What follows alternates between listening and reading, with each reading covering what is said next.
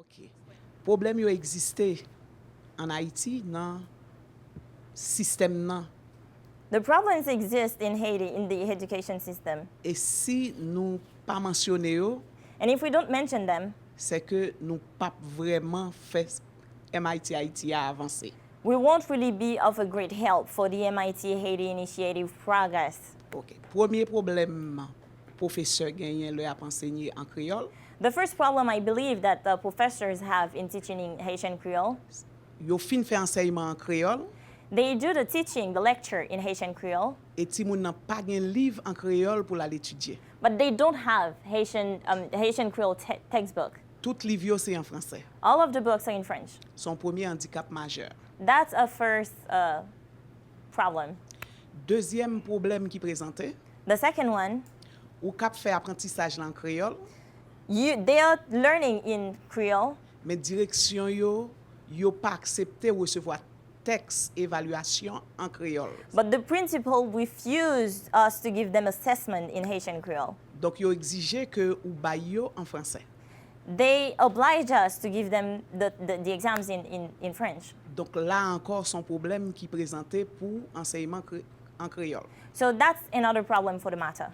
Troisième gros problème qui gagne, The third big problem that I believe exists, examen qui officiel dans pays hein, the standardized exam, the national standardized exam that we have, li existe non seule langue, it only exists in one language. c'est français. It's French.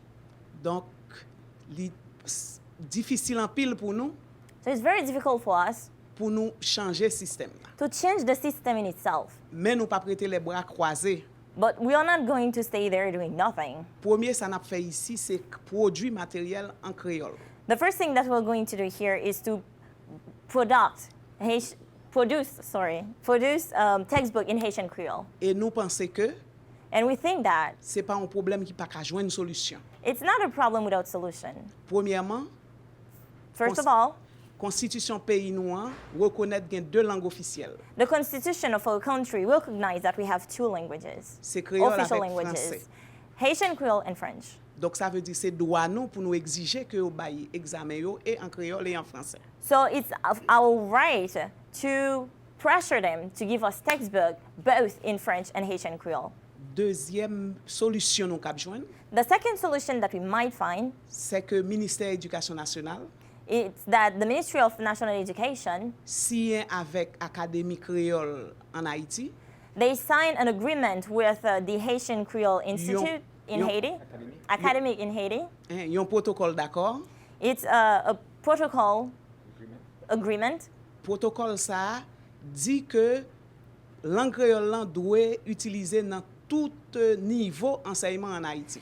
And that protocol stipulates that Haitian Creole has to be used in every level of education in Haiti. Si protocole ça respecté, So if they have to go along this protocol, nous devons exiger que au bail examen yo dans deux langues créole avec français. we have to pressure them into giving us both the assessment in Haitian Creole. C'est bataille ça n'a gagné pour nous mener là.